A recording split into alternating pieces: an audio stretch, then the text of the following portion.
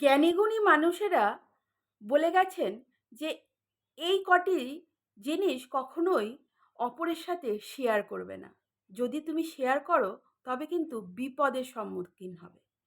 তবে কিন্তু বিপদের সম্মুখীন হবে।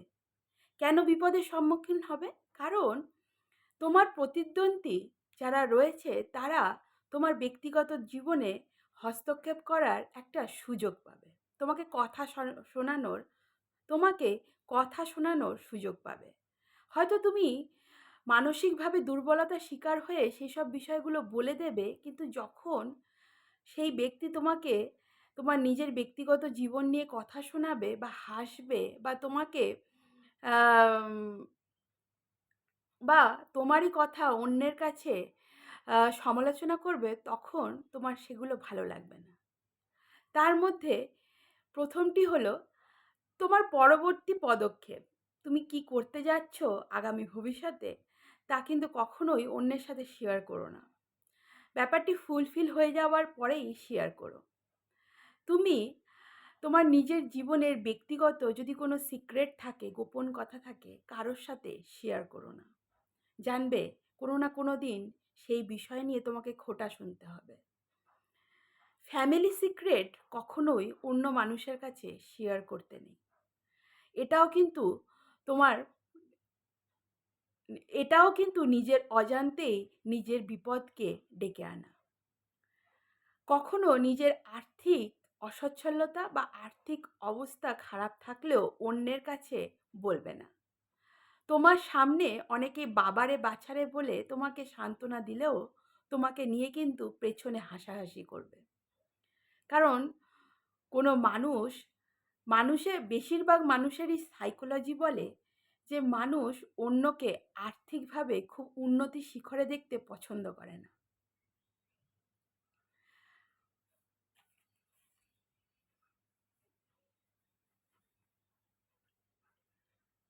আর তোমার করা কোনো ভালো কাজ, মানে নিজের ঢাক নিজে পেটানোর যে মানসিকতা অনেকের মধ্যেই দেখা যায়, সেটা থেকে বিরত থাকো। সেটাও কিন্তু পরবর্তীকালে তোমাকে খোঁটা শোনাবে। কারণ তোমার করা ভালো কাজ, তুমি যদি সত্যিই ভালো কাজ কিছু করে থাকো তবে অবশ্যই তার ফল তুমি পাবে কোনো না কোনোভাবে, মানুষের দ্বারা বা প্রকৃতির দ্বারা। জ্ঞানীগুণীজন এইসব বিষয়গুলো নিয়ে বললেও আজকালকার দিনের মানুষের ডেলি ভ্লগগুলো দেখে মনে হয় এর কোনোটি এর কোনোটিই তারা মেনটেন করে না। নিজেদের ফ্যামিলি সিক্রেট বলতে তারা যেন একদম বদ্ধপরিকর, মানুষকে জানাতেই হবে।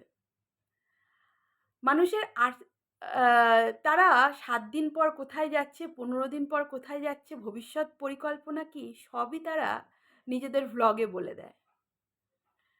ফ্যামিলি সিক্রেটের তো কোনো ব্যাপারই নেই। কি খাচ্ছে, কি করছে, কিভাবে কথা বলছে, ঝগড়া করছে, না হাসছে, না কাঁদছে, দুঃখ পাচ্ছে, সবই এই ভ্লগগুলোতে দেখা যায়।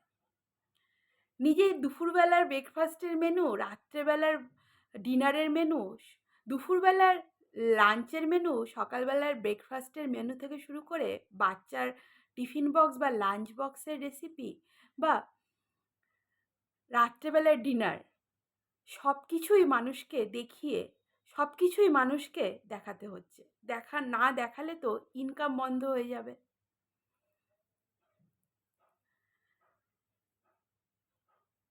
কিন্তু এইসব যারা ডেলি ব্লগার রয়েছে তাদেরকে আমি অসম্মান করি না। কারণ একটি ভিডিও বানিয়ে তাকে একটি ভিডিও বানিয়ে ভয়েস ওভার দিয়ে এডিট করে আপলোড করার মতো অনেক কঠিন কাজ কিন্তু একজন সোশ্যাল মিডিয়ায় যারা ভিডিও বানায় তাদেরকে করতে হয়। তাই তাদের কাজকে আমি কখনোই অসম্মান করি না। কিন্তু শুধুমাত্র তাদের এই চিন্তা ভাবনাগুলোর প্রতি আমার একটা মন্তব্য।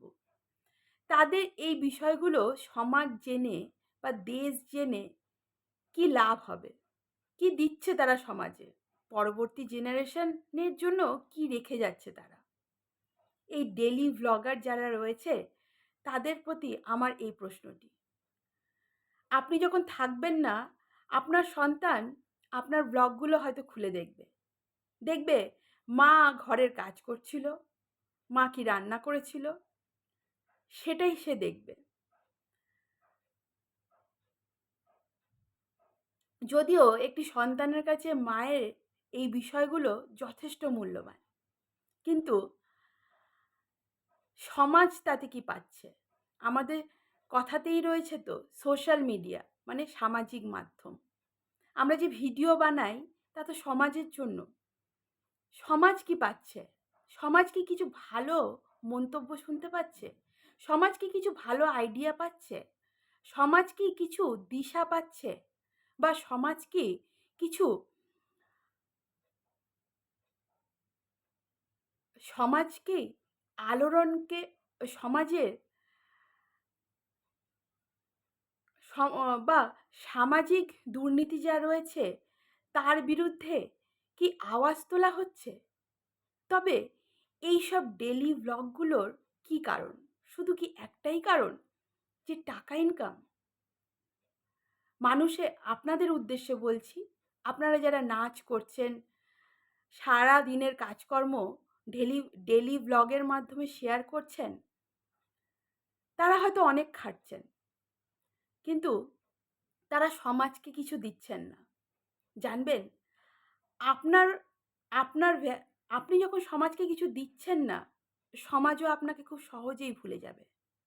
হয়তো আপনার থেকেও কেউ সুন্দর এডিটিং করবে, আপনার থেকেও খুব সুন্দর বেশি খাবারের রেসিপি দেখাবে, আপনার থেকেও বেশি কেউ সুন্দরভাবে ভয়েস ওভার দেবে, বা আপনার থেকেও খুব সুন্দরভাবে নাচ করবে।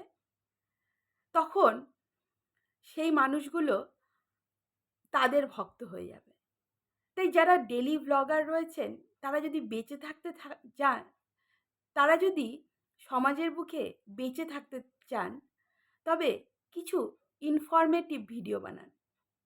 দেখবেন নিজেরও আত্মতুষ্টি হবে, তার সাথে সাথে সমাজকেও কিছু ভালো দেওয়া হবে। আমার সাথে যারা একমত রয়েছে, আমি কন্টেন্ট ক্রিয়েট করি, আমি ডেলি ভ্লগ থেকে নিজেকে সবসময় বিরত রাখি। যদি কোথাও ঘুরতে যাই, হয়তো সেই বিষয়ে ছোটোখাটো কোনো ভিডিও দিতে পছন্দ করি, কিন্তু রোজকার বিষয়গুলো মানুষের সামনে তুলে ধরতে প্রচণ্ড পরিমাণে মানুষের সামনে তুলে ধরতে প্রচণ্ড পরিমাণে ইতস্তত বোধ করি। কারণ একটা কথা আছে যে ব্যক্তিগত, আমি যদি পুরোটাই তুলে ধরি সমাজের জন্য, সমাজের উদ্দেশ্যে, তবে আমার ব্যক্তিগত এই শব্দটি তো ডিকশনারি থেকে ডিলিট হয়ে গেল। ব্যক্তিগত বলে তো কিছুই রইল না। আর যারা ব্যক্তিগত কিছু রাখেন না, যারা পুরোটাই ওপেন করে দেন, তারা